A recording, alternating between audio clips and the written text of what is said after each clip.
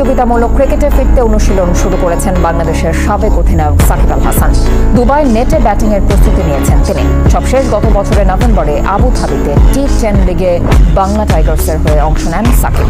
Allrounder Shakib Al Hasan আবার কি cricket মাঠে ফিরবেন তা নিয়ে এতদিন যত গুঞ্জন গুজব ছিল সবই আজকে প্রকাশ পেল। সাকিব আল হাসান তার নিজেই দিলেন জবাব।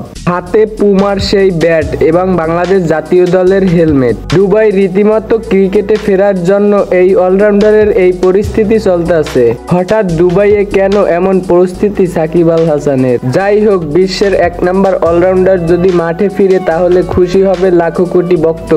চারদিকে গুঞ্জন শোনা যাচ্ছে সাকিব আল হাসান নাকি সিপিএল খেলার জন্য মাঠে নামার প্রস্তুতি চালাচ্ছে। বিশ্বের নাম্বার 1 প্লেয়ার, তার জন্য জাতীয় দল বন্ধ থাকলেও নানা ধরনের লিগ এবং ক্রিকেটের মধ্যে থাকা বন্ধ থাকবে না কোনো সময়। সাকিব আল হাসানের এই খেলার কথা শুনে কারা কারা খুশি হয়েছেন তারাই কমেন্ট বক্সে সাড়া দিন। তো ভিডিওটা এই পর্যন্তই। এরকম ভিডিও পেতে চ্যানেলটা সাবস্ক্রাইব করে পাশে থাকুন। ধন্যবাদ সবাইকে।